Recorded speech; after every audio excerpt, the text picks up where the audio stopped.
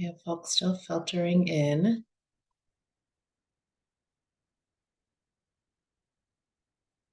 Great. Well, while folks continue to join in, I want to take a moment and welcome everyone. Welcome. My name is Susan Jez, and I'm the CEO of California Competes.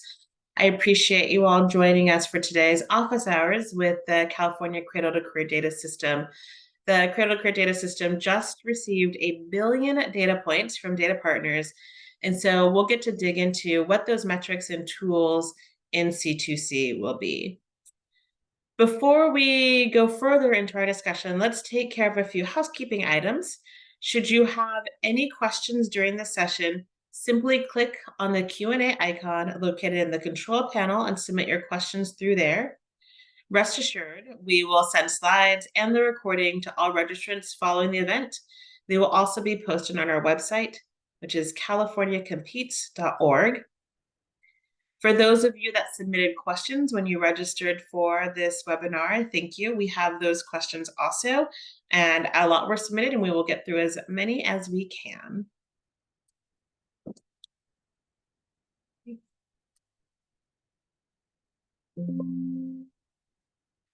So I'd love to begin by learning more about who joined us for this great discussion today. The California Cradle-to-Career Data System aims to be a system that will be utilized by all stakeholders across the education to work continuum. Policymakers, leaders and experts from K-12, higher ed, research, philanthropy, the business community would love to know, where do you fall in this education workforce ecosystem? So a poll has popped up on your screen. Go ahead and set student, early care, K-12, higher ed, employer and industry, workforce development, policy, research, philanthropy, other. If you pick other, please put in chat what your other is. And how do you envision you'll use the California Cradle-to-Career Data System when it's launched? To plan for college, for yourself or someone you care for, to help students you teach, analyze data to understand opportunities, inform policy change, or other. Again, if you have an option that is best reflected by other, please put in chat what that is. We would love to know. So take a couple seconds and finish doing the poll.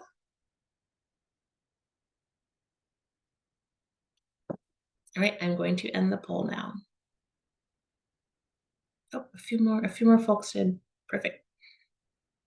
Now I'm going to share the results. So you can see here, most of the folks here selected higher education as their area, 55%, followed closely by K-12, workforce development, and policy. And then how do folks plan on using the data system when it launches? Most folks, 73%, said to analyze data to understand opportunities, followed by informing policy change, and a big chunk that said other. Very curious to see what we have in the chat for other. Thank you.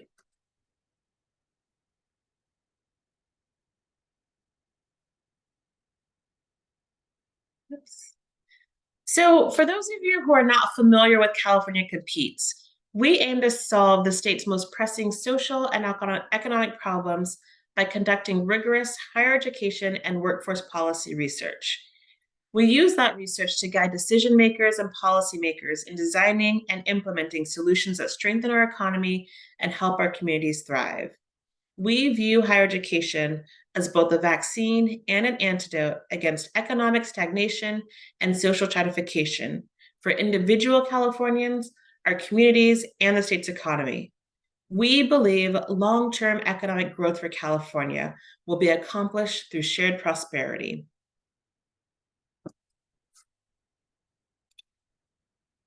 What do we focus on to that end? We have 4 main policy priorities. Coordinated policy setting and implementation. And that really is about putting the Californian at the center of our work to ensure that what can be our siloed state government, whether it's K-12, community colleges, UC, CSU, social services, criminal justice, early care, that we all coordinate and work together to better serve Californians. And the Cradle-to-Career Data System we see as a key part of having a more coordinated response to serving Californians. College access and success for adult learners. This is really about thinking about who higher ed serves today, and that a large and growing number of students are not the traditional 18-year-old high school senior. So how do we ensure access for a 22-year-old, a 37-year-old with a family who needs to access higher education, and frankly, who our state needs to be able to access and complete higher education? And we see those reforms, those transformations as being good for that Californian, but also good for the traditional college student. Effective and accessible online education is critical to growing access in our state. In one of our survey that we analyzed, we found that 1 in 5 Californians plan to go to college in the next 2 years, and 3/4 of them, representing over 3 million Californians, say they prefer exclusively online courses. So how do we ensure that California can meet the needs and demands of Californians and provide high quality, accessible online education?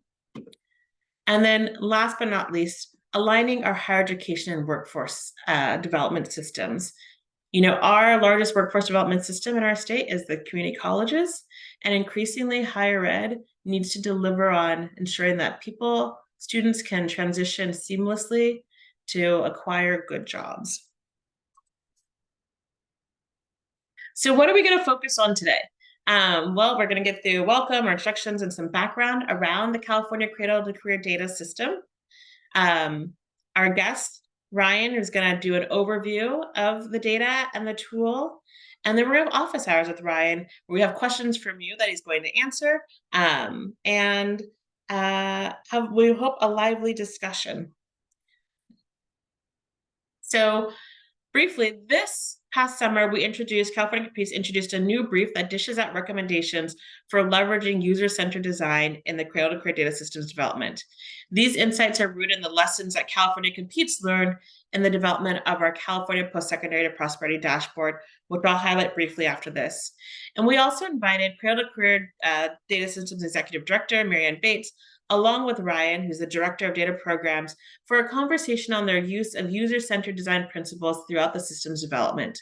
They emphasize the importance of community engagement in project development, prioritizing listening to community needs before releasing products, and ensuring that information is accessible and useful for California's diverse communities. So for those who aren't familiar, we started the Post-Secondary to Prosperity Dashboard and recently launched an enhanced version of it. I have to say thank you to the ECMC Foundation and the Michelson 20MM Foundation for their support on this. This is an interactive tool. It weaves data from 15 data sources, public and private, to more fully understand the state of opportunity in California, who is flourishing and who is struggling, and what's needed to narrow the gaps.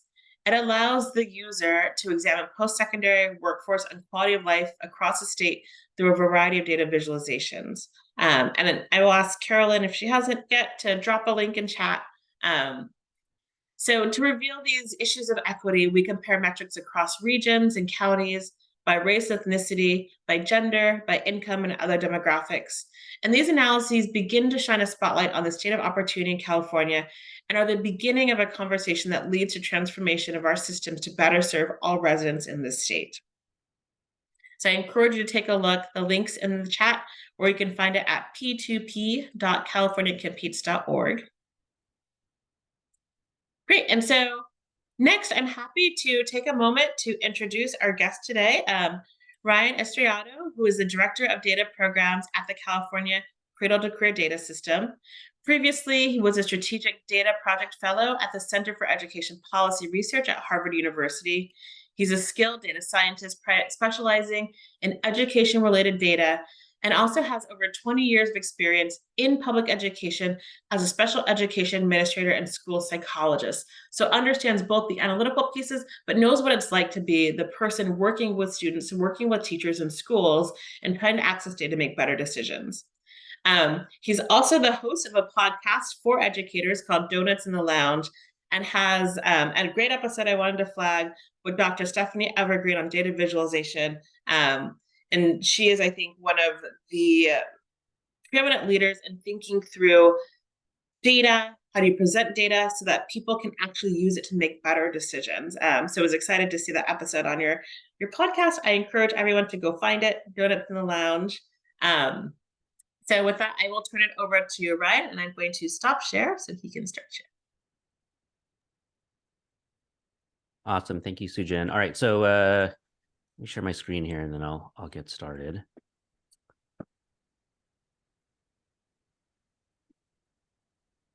Okay. Sujin, I know I can't interact with our audience here, so could you just let me know, is that showing up okay? You should see the title slide. It is, yes. Perfect. Awesome. Okay. Well, thanks everybody. Thanks to California Competes for inviting me to come and hang out for the office hours. Thanks for everybody for taking the time to talk. And what I would like to do today is just give a really brief overview of what the work is about at the Office of Cradle-to-Career Data, and also to make some exciting announcements and highlights of things that have happened with us over the last couple of months. Much of this was shared at the last public governing board meeting, if you were in attendance there. And then the remainder of the time, the majority of time, of course, will be spent having a conversation and answering some questions, which I'm really excited to do. But first, an overview. The big takeaway for our work sort of covers a few different areas, but if I had to describe it in in a sort of simple sentence, kind of highest level explanation, the mission of the office is to work with data partners all over California to link data together, their data at each of the agencies, and then to build a data system that is a trusted source of information for Californians as they make important decisions for their lives and education and also career, but also related to work that folks are doing in research and policy making. And so we are charged with building a system that the public can trust and finds useful and finds to be a good human experience. The way that we do that, of course, is to work really closely with each of our data partners. There are 15 of them, each at varying stages of data sharing, depending on where our 5-year plan has with each of our partners. The majority, which I'll talk more later, have sent data already. And then there are a handful we are working very closely with as they build their own data systems, so that when the time is right and the data is available, we'll be receiving that data as well. But you could see from this slide that of our 15 partners, we can categorize them into these 4 different areas, and each area represents a different period of life in the life of a Californian, from early childhood into education, and then into life after K-12 or post-secondary education, going into the workforce. And the idea here is that we are able to take data from our different agencies, each of whom already offer great value to the public, are great stewards of their own data, but then to offer even more value by linking it together so that we can now understand and use data to make decisions across larger periods of time, not just in early childhood, but also in early childhood as it relates to college outcomes, for example, or employment outcomes. For those of us who are interested, one thing we always like to share is the data elements by provider list, which you can find at this link. That'll take you to a website where you can download a PDF that shows each of the variables that we're receiving and where we're receiving them from. And that'll give you a sense of the data points that we have. There are over 200 planned data elements, the vast majority of which we have received and are working on right now. So I always like to point out, of course, that when we have a large database, that on its own, once secured, can be useful to researchers, but it's not automatically useful to everybody. And so the other part of our work is then to develop tools that make the data available to the public in a way that is functional and useful for everyday decision making. And the way that we do that is by way of our analytic tools. I'd like to talk about a couple of analytic tools that we are planning on releasing by June of next year in beta form. The first is a teacher training dashboard. And the goal of the teacher training dashboard is to use the data that we've received from our agencies to display information about all the different paths that people can take to become a teacher, and also to look at the stories of people who are in the teacher training pipeline, who is currently training to be a teacher, how they got there, what that tells us about the different ways that one could become a teacher, and then what happens for teachers after they go out into the field. The first phase is going to focus on training, teacher training, and understanding that and learning more about that. And then future phases, as we receive more data, will include what happens once teachers enter the workforce. And then alongside that, we are releasing a dashboard that we think of as the Student Pathways dashboard. And that looks at all the different paths that Californians take in aggregate, going from early childhood into school and then into career and workforce. There we want to be able to show the stories and learn together with you about all the different diverse paths that Californians take as they progress through major milestones in life. So I'm very excited to announce that on November 1st, we announced this at the governing board meeting. We reached our first release, which is the importing of data from 8 of our partners. And that data is with us now and is currently being mastered and prepared for use in the analytic tools. On the same day, of course, the governor released a press release to announce the import of the data. And this is always, I always feel compelled to send a special thanks to our data providers for working with us on this. We make the announcement, and it can be easy to forget that this was months and years, if you consider the planning process, working really closely with our partners to be able to make this happen. And so thanks to all of them for taking the time and working with us to make this a reality. On a similar note, one of the great sort of experiences working with a lot of different agencies is you get to work with different sort of procedures and different kinds of data. One of the things that can be hard with that is because we're not all on the same team in the org chart of state government, it can be hard to get together and celebrate together all of what that actually means. And you'll see here is the progress board that we share at the governing board meetings that show each of the steps that a data partner takes to begin and then finalize the process of preparing data and transferring it to us. And you'll see that we have an almost entirely green progress board here, lots of milestones completed together with our partners. The ones that are in gray are for partners who are still building their data systems.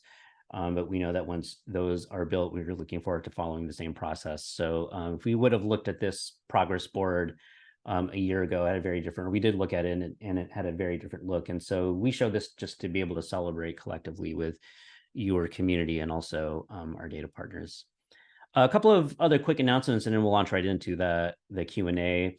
The first is we are about to finish our student experience audit, a 2023 edition of this, partnering with Vital Research to understand the barriers that students face planning for career in college, applying for college, and applying for financial aid.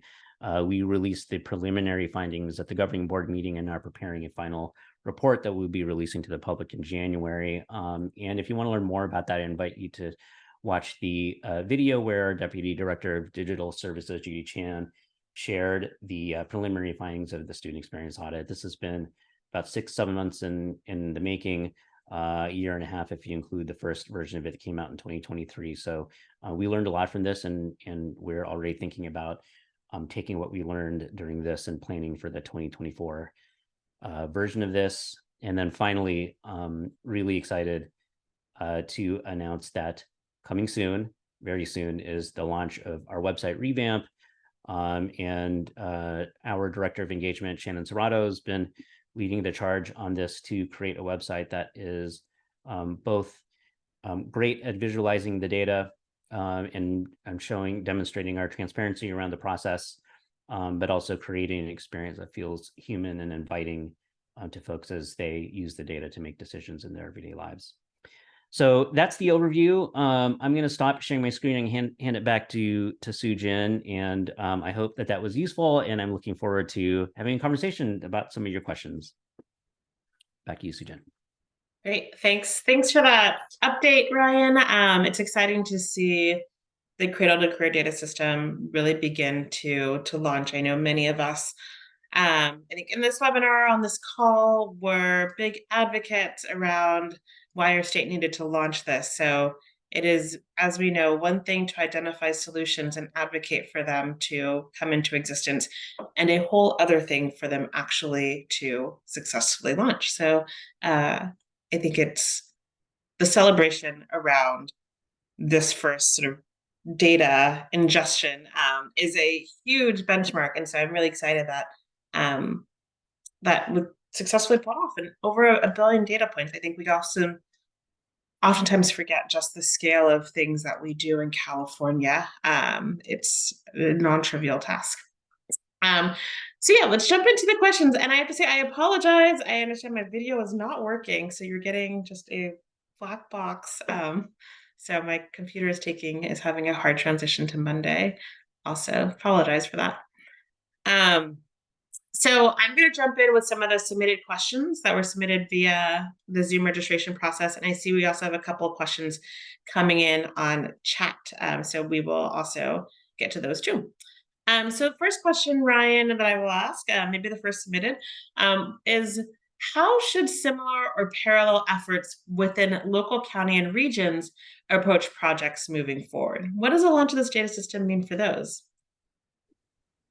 Yeah, I saw this question. I love this question because much of what we do, I think, yields lessons that we will continue to use and learn from, and may also be useful for folks who are at the county level or district level and have as the question suggests, parallel kind of problem they're trying to solve, where you've got data that is housed in different either departments or different agencies or different districts or something like that.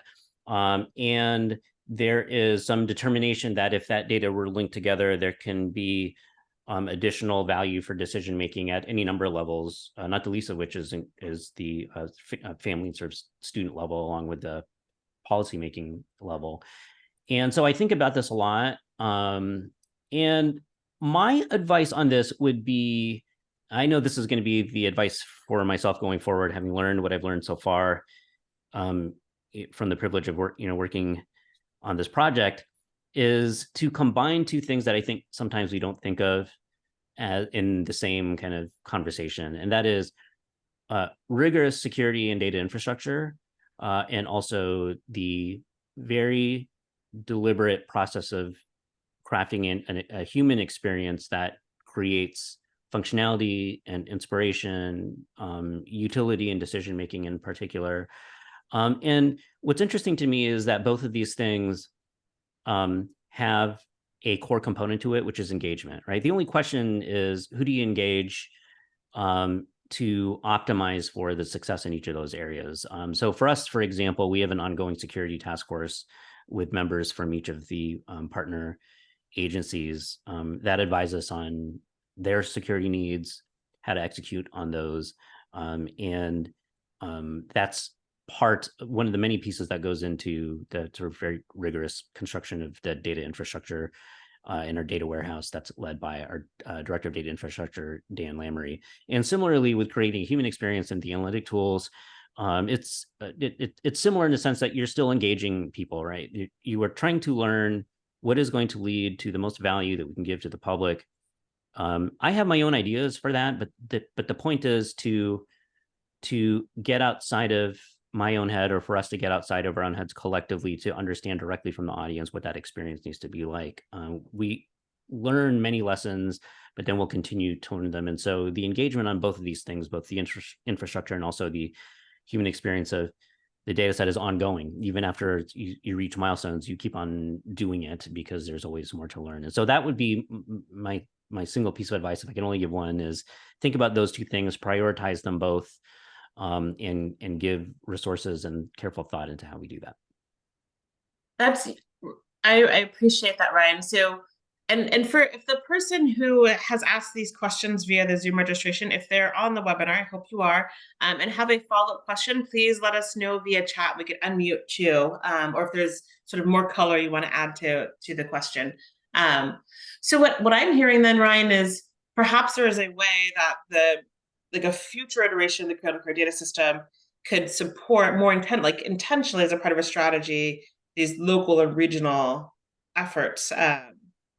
And that's really interesting to think about, because our state has made big investments to supporting regions and doing sort of economic and workforce development efforts. So being able to leverage, the launch of the statewide data system could be really powerful. That's I agree.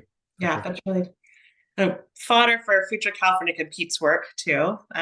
Be something that we help the state dig into. Great. So the next question is, I'm checking chat. Okay. The next question is, how will the public policymakers identify the teacher shortage needs at specific schools within districts, like intra-district disparities? Because we know, like everything in California,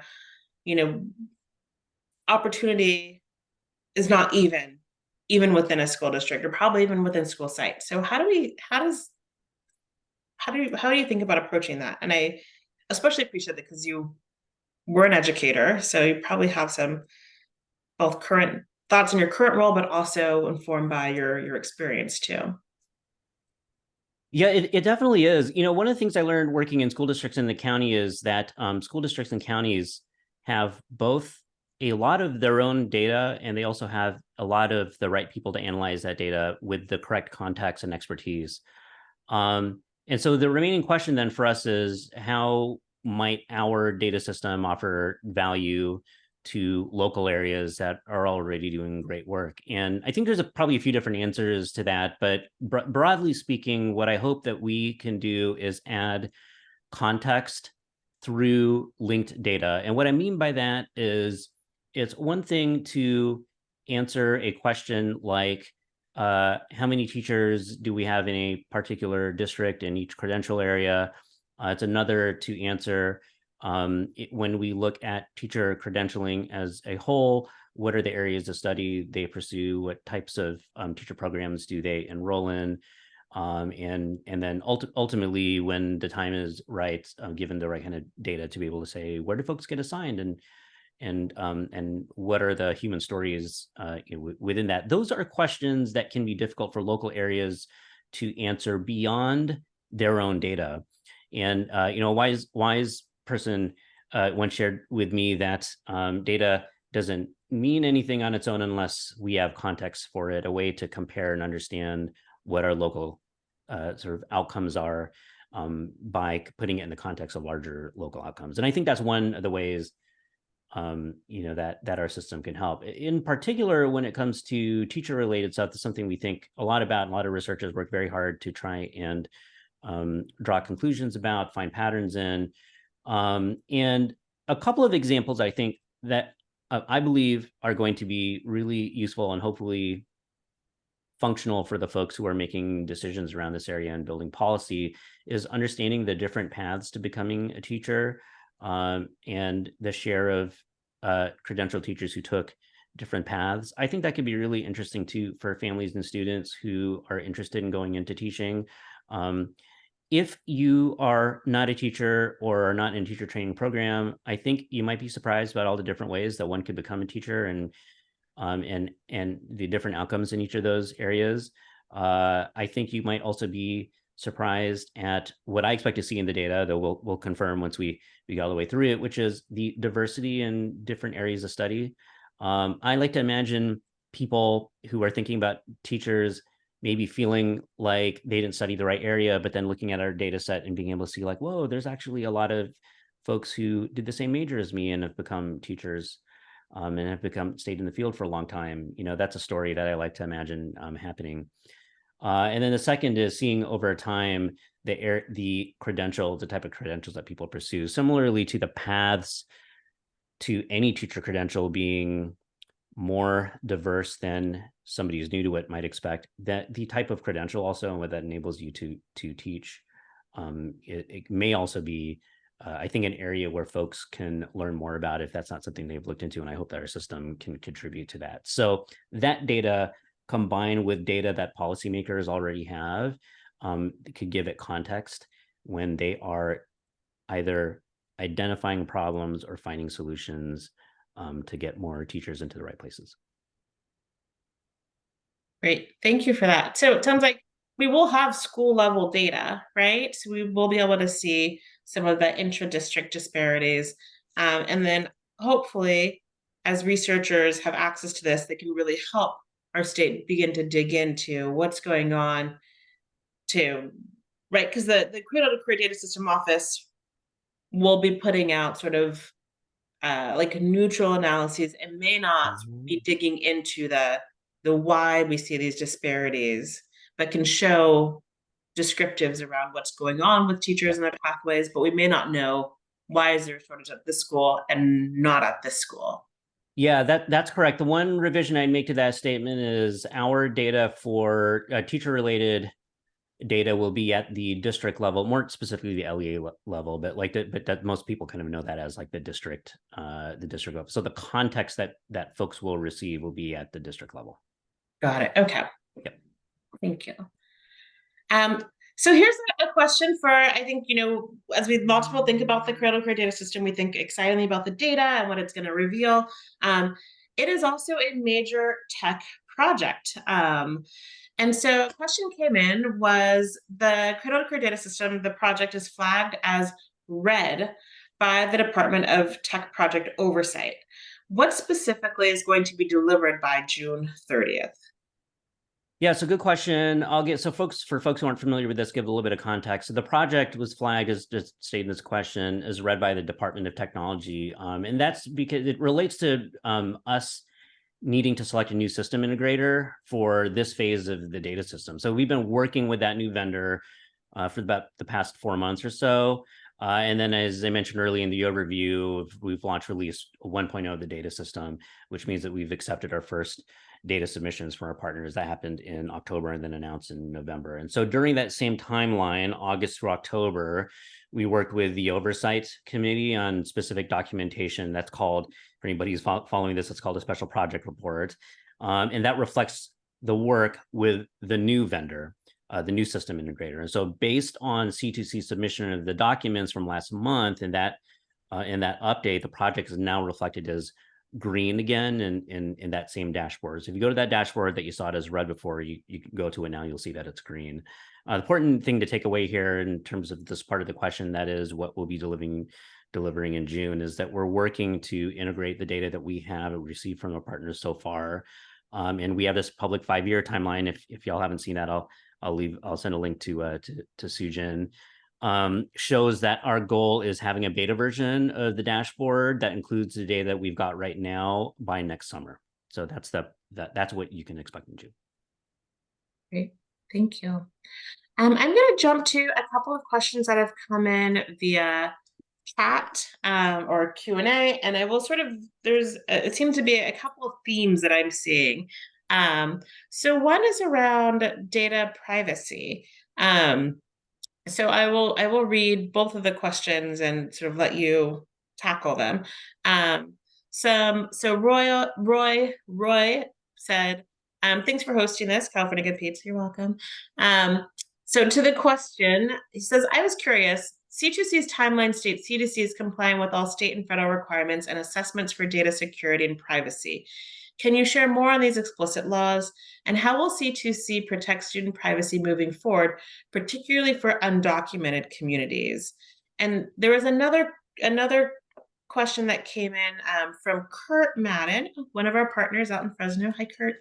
Outstanding progress. It seems to be one of the big challenges would be data governance, maybe even more than tech. What kind of system are you using to keep track of who owns the data and who can access what, specifically, especially in a world of HIPAA and FERPA? Yeah, these are really good questions.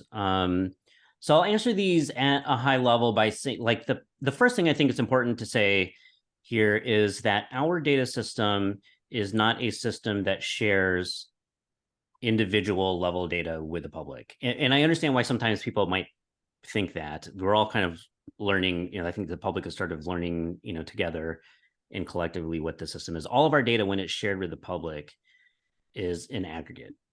So the dashboards aggregate data. For example, I was a school psychologist and administrator. You would not be able to go into our dashboards and find that that was true for me, right? That's not what the system is about. The system is about looking at larger patterns across California, disaggregated in many cases by race and other factors, but it is not about looking at particular individuals. Similarly, we as an agency don't collect any data. This is already data that's been collected by our partner agencies and validated at the state level. So for example, if we look at, I think a really good example of this is California Department of Education, one of our biggest partners, collects their data a couple of times a year from each of the school districts, validates that at the state level, and then that's what's sent to us. So from a privacy standpoint, I think that's a really important thing to note. From a security standpoint, that's something we take really seriously. And part of the reason why it's taken so long for us to sort of get to the point where we're at is because of a lot of deliberate, slow, and important vital conversations around how to do the security part of this well.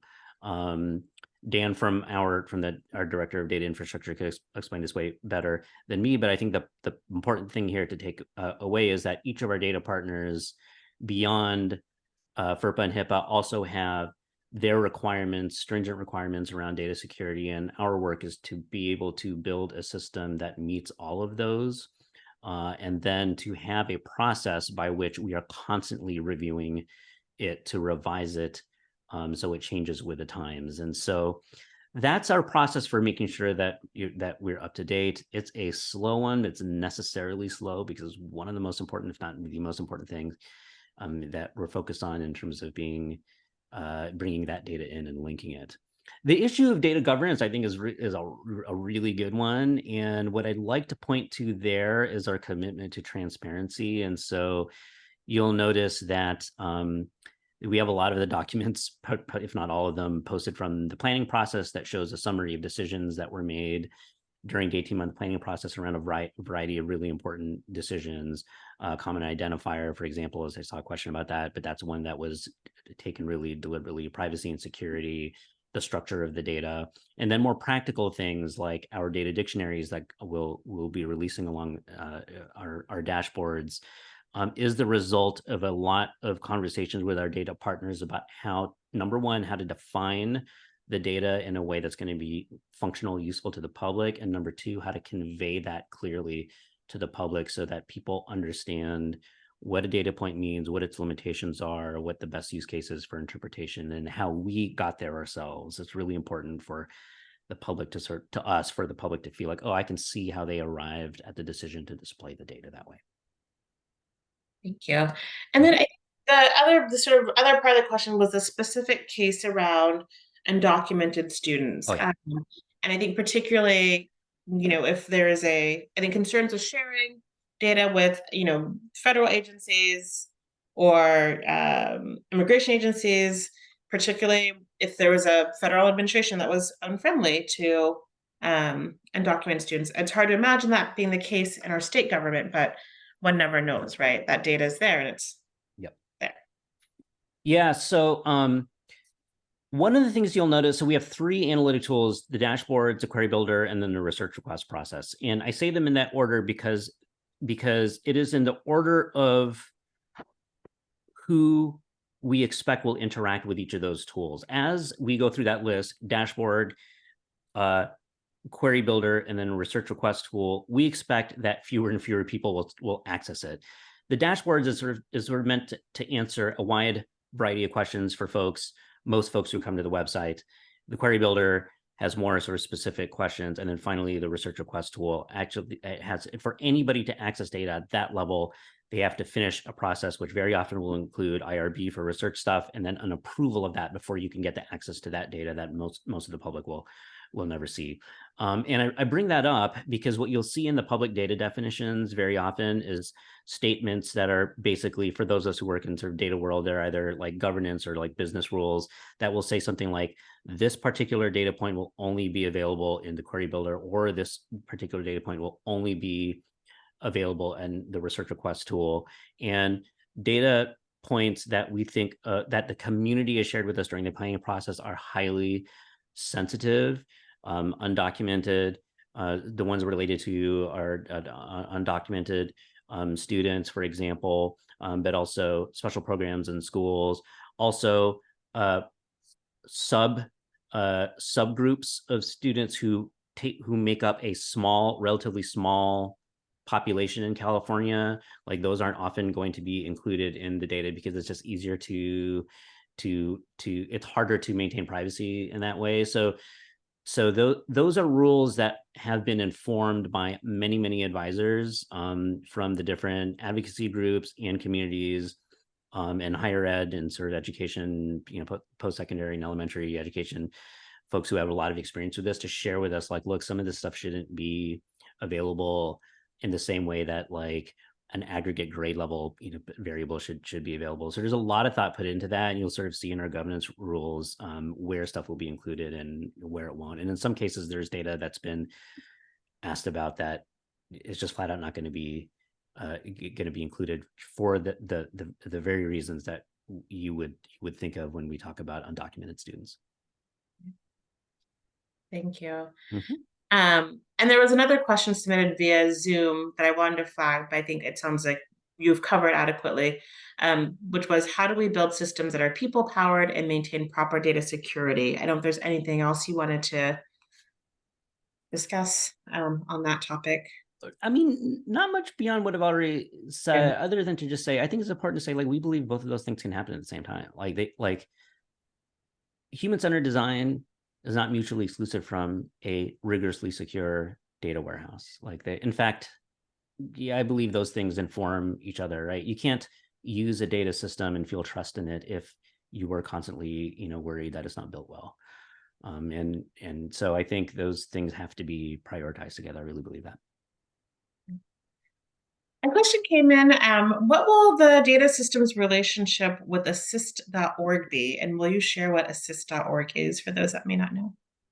Yeah, really good question. Assist.org is a database that includes course, really, if there's anybody from assist.org here, by the way, I'm sure you can explain this better than me, but it includes course-related data for community colleges. And this is really important because when we listen to folks out in the field, and as we look at the results of our student experience audit, what we find is there are a number of barriers that students face when they apply to college and apply for financial aid. One of them is the transfer of the course-related data for dual enrollment. So if there's a high school student who took a community college course, making sure that course receives the proper credit once they go into community college or into a four-year college. And so there's no firm plans right now to include data from assist.org, but assist.org and a number of other databases have come up as ways for us to validate in the future, because it's sort of a future state thing, course-related information when we look to build tools that support students who are applying for college and also for financial aid. There has to be some way for us to be able to tell, that courses are connected to each other across high school, 2-year and 4-year, and assist.org. I mean, they're great databases, or one way that that can do, but there are others also. Thanks. We had a couple of questions that came in around how will you identify students, or the identifier process. So via the Zoom registration, I'll read one question, then a question that came in during the webinar. On a statewide level, can you share the vision of the California Cradle-to-Career Data System in utilizing student state identifier as a common ID for data sharing? And then we had a question in chat that asked, how are you matching K-12 and community college students? Do you have access to SSID from the California Community College Chancellor's Office lens? Yeah, both of these really good questions. One of the data challenges that anybody would have if they're linking multiple agencies together is looking at how to best match them. And so this is a topic that was pretty deeply researched during the planning process, looking at different solutions. What you commonly see out in the field for context, of course, is there is a particular field. I'll use like a simple one. First name and last name, for example. And if you've got two separate databases and they have and I appear in both of those databases, the way that you could tell that those aren't two separate people, but one is that you would look at my first name and last name. This is by the way, I should say, just to be clear, this is the first name, last name is a particularly unreliable way to do this, but that's the concept, is getting two databases and seeing, oh, that those two Ryans are the same Ryan, right? That's what this question is about. And so the recommendation that came out of the planning process was to not rely on one or even a handful of identifiers, but to use an algorithm, so a statistical model that can look at a whole bunch of different variables, not just one or two or even 10, but many of them that are already in the data system, and make a probabilistic estimate of a match. And so that's a much more reliable, and the research that shows that it's a much more reliable, as a lower error rate when you do it that way. But importantly, what it does is it makes matching possible in a situation where you don't have, not everybody has a student ID, for example, or there might be understandable, as in any big database, errors in student IDs or something like that. That's just one example, but there's a couple of other ones. And so it's the use of a probabilistic match using many variables, using an algorithm that we have visibility into, going back to the transparency issue. And that's the approach that we've chosen based on the research during the planning process. Great. So it's a lot more complex, but perhaps it sounds like, but more reliable than picking a single sort of identifier that's commonly in use now and trying to make it work across all 15. That's right. Writers. Okay. Great, thank you. So I'm going to jump to another question from Zoom. This one's around accreditation. How are accreditors informing or being informed by the Cradle-to-Career Data System? Yeah, so this if the person who asked this question is here, feel free to clarify in the chat. I would love to learn more about the like practical use cases for the question, because I think that could be really interesting. But I'll tell you that the most obvious variables in analytic products that we would share with the public through dashboards of the query builder would be industry and wage related things. And so again, with so many of these types of decisions, it's not just about our data set. In some cases, our data set will help, but or will be kind of the main solution. But in many cases, I think it's the use of our data set as context for more specific questions, or putting more local data in context, is, I think, the way that it might help. And so similar to the accreditor question, I could see our data set being used for its outcome variables, that somebody who's interested in understanding accreditation better, who's got the actual accreditation side of the data, can look at things like graduation or wage or industry of occupation. We do have data in our 5-year timeline coming later that relates to things like apprenticeships and internships and stuff like that, that I think would be really interesting, I would imagine, for the person who asked this question. But as you'll see in our 5-year timeline, that comes a little bit later as that database is still being built. Great. Thank you for that. And I feel like we have a few questions that are maybe faster, more tactical, that I thought we could sort of run through in our last few minutes. Okay, so one is, with regard to the public database, will the K-12 and higher ed data be in the aggregate, or will be specific by school? in the aggregate at the district level. For any educators here who sort of who have like a little bit more of the education vocabulary, is more specifically at the LEA level, which means that if there is a school that is also considers itself a district in the database, that would be included at that level. So it's the most important thing here is always in the aggregate, never on a like person record level. And then when we ask about the grain size of the aggregate level, it would be in most cases the district level. Thank you. Great. And then a question related to the National Student Clearinghouse. Can you share any plans for including aggregate level data from the National Student Clearinghouse? Yep. So I can share a little bit about that, but not too much because it's still a conversation that's happening. One of the things in the Cradle to Career Act specified there is giving us the role of working with national level databases to enable more value from the data system, and also to look at efficiencies within California for using that data. And so there's not a whole lot of folks who do that. National Student Clearinghouse is one that many institutions, higher ed and elementary institutions all over the country use to access data and look at things like graduation rates, for example. And so we are having a conversation with them into what the possibilities are for that, to be help us get access to data that's covered in our participation agreement. Great. Are there other entities you guys are looking at partnering with too? There's a few that have come up in conversation, but I wouldn't say they are as an advanced enough stage in conversation as they are with the National Student Clearinghouse. And that's largely because we have a partnership with AICCU, which is the Association for Independent Colleges, and there's no centralized database for that. This is getting a little into the weeds, but it kind of illustrates that where the value of a national database could be for us is to be able to get data for the independent colleges that don't have like one place where it lands. They're all sort of stored at each of the institutions.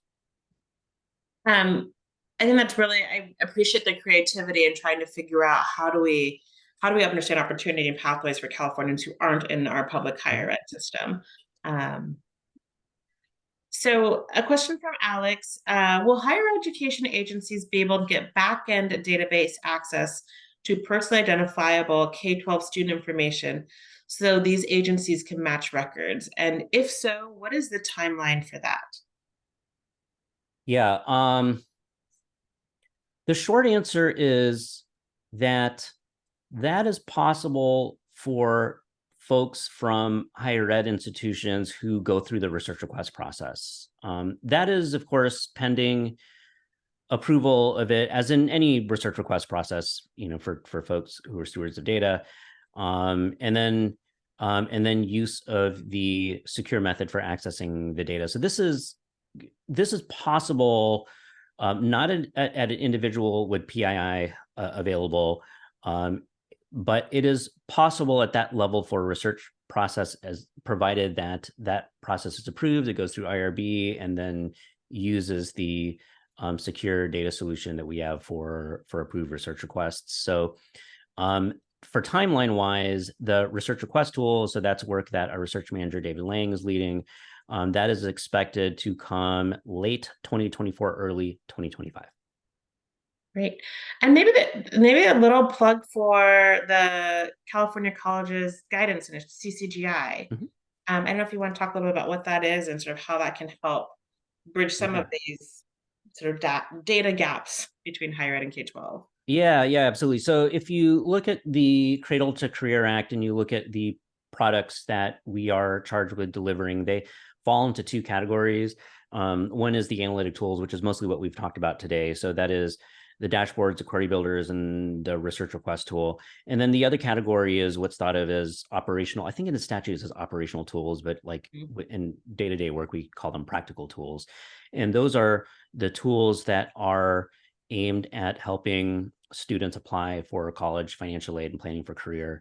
And the Cradle to Career Act charges us with using our platform to support CaliforniaColleges.edu, which is a planning product of CCGI, and also the e-transcript platform. These are two agencies that are extremely close partners with us, but are not under the roof of, we don't have any oversight over. They're a separate agency. They have their own strategies. Our role is to use our platform to help them scale their services to all of California free of cost. And so that's our really, if you sort of see CCGI mentioned in connection with Cradle-to-Career, the first thing to know is the main sort of point of access to CCGI's work for students is CaliforniaColleges.edu. And then the second thing to notice there is that we are working closely with them to get their service to all students in California. Thank you for that. And I will say that there is two questions we didn't get a chance to get to, but I did want to lift them up. Yep. Marlena's question around a recent U.S. Department of Ed report around community college student success and via transfer, and highlights dyads, sort of like regional dyads around, you know, students' trajectories, and California does not have very many highlighted dyads that are doing well, and those that are, she flags, are still not, the outcomes are still, I think, not satisfactory to anyone in higher education. I just want to lift that up. And transfer is a bumpy road for students in California, and I know it's a major issue. And I hope that the Cradle-to-Career Data System will help us do better by this. And then Mark Gaskins asks, when disaggregating the data by student groups, there are several unfavorable discoveries that don't put districts in a favorable light. To this, they tend to focus on spinning in a positive way. What and how do you recommend community partners engage with and review the data with district and county partners in order to create actionable measures to improve outcomes for students? I wanted to lift this up, and maybe we can do a follow-up call once the Cradle-to-Career Data System is going to be releasing its data, and maybe we can have a conversation around, like, we're going to have data out. What do we do with it? But Mark, I think this is a really important question around, a lot of states have statewide longitudinal data systems, and a lot of states don't use them well. So how do we make sure that when this launches, we take action? So thank you for that question. I don't know, Ryan, if you had any sort of thoughts on those last two questions. I know we have a minute left, or any concluding thoughts. I mean, I definitely agree that simply putting data out into the world is often not a solution to much. There has to be some conversation about how we use it. And to that end, we are planning on releasing what we think of as companion materials that are aimed at helping folks use the data better and being in community with us as we talk about different ways that we could use the data, appropriately. And so that's something that's on our mind too. Great. Well, I will say that with the launch of our post-secondary prosperity data system, we put out a short piece on sort of how to use a dashboard like ours that might be useful, Mark. Carolyn, if you're able to dig it up in time, put it in chat, but maybe we could also link to it when we send out the recording. And Ryan, I just want to thank you for coming back again. We had so much interest, so many questions, and I think the lively conversation and many questions today just emphasizes how eager people are to have better information so that we could serve our state better. And for the folks on the call, thank you for joining us again. Please feel free to reach out to me or anyone on the California Competes team if you have questions, thoughts. This is really how we formulate what work we are going to tackle. It's what are the issues that everyone's thinking about and grappling, and where can we be useful? And I know that Ryan and the Cradle-to-Career Data System, the office team, likewise, love to hear from folks around what they're thinking about and sort of how we can sort of launch a better product. All right, well, thank you, everyone. I hope you have a good Monday lunch and a great week before Thanksgiving. Take care, everyone.